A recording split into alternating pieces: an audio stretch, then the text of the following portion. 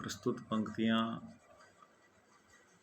कहानीकार मुंशी प्रेमचंद जी की ईदगाह कहानी से हैं, जिनको मैंने कविता के माध्यम से प्रस्तुत किया है। आज मुंशी प्रेमचंद जी की ईदगाह याद आ रही है। हामिद का त्याग और अमीना की नेमतें याद आ रही हैं। साल भर बाद आज ईद आई है, भाईचारे की मिसाल दिल में पुने जलाई है।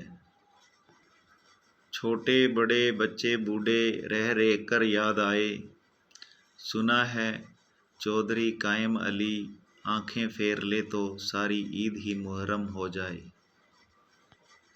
अमीना अकेली बैठी आज भी व्यवहार को सी रही है। नाइन धोबिन मेहतरानी और चूड़ीहारिन की खातिर रिश्तों में फंसी आज भी जी रही है। मेले में जाना है सबने, जूते कड़े हो गए हैं, तेली से तेल ला रहे हैं। कपड़े फटे हैं, पड़ोस से सुई धागा पा रहे हैं। अमीना का घर पास में है, हामिद को भी जाने की आस है। फहीमन के कपड़े सिलकर 8 आने पाए हैं। अकेली अमीना क्या करे, घर में सिवैयाँ भी तो नहीं हैं। माली का खेत रास्ते में आ जाता है, बच्चों का झुंड पत्थर मारकर आम खा जाता है। माली का खेत पास में है, माली को उल्लू बनाकर बच्चों का झुंड पत्थर मारकर आम खा जाता है। मोहसिन का भिश्ती, महमूद का सिपाही और वकील नूरे का, सब तगड़े हैं, सब ताकतवर हैं, लेकिन चिमटे से कोई जीत ने पाया।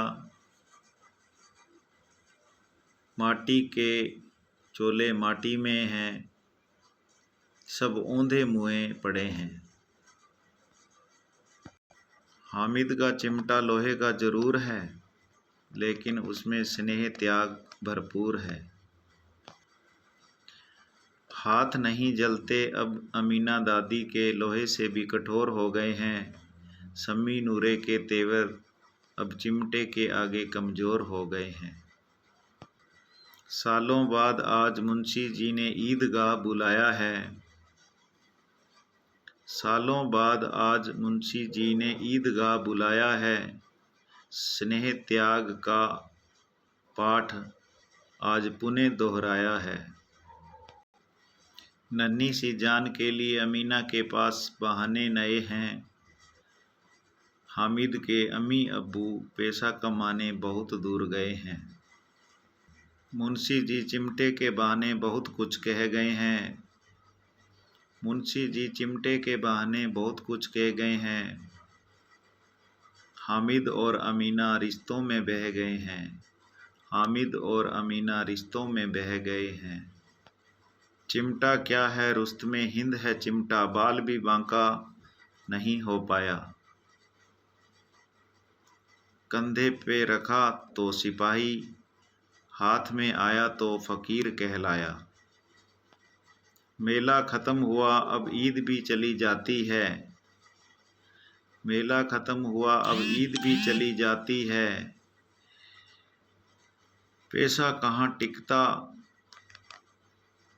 त्याग के आगे, भावनाएं जीत जाती हैं।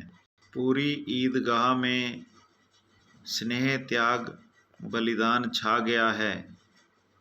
हाथ जलने से बच गए हैं और हामिद दुआएं पा गया है।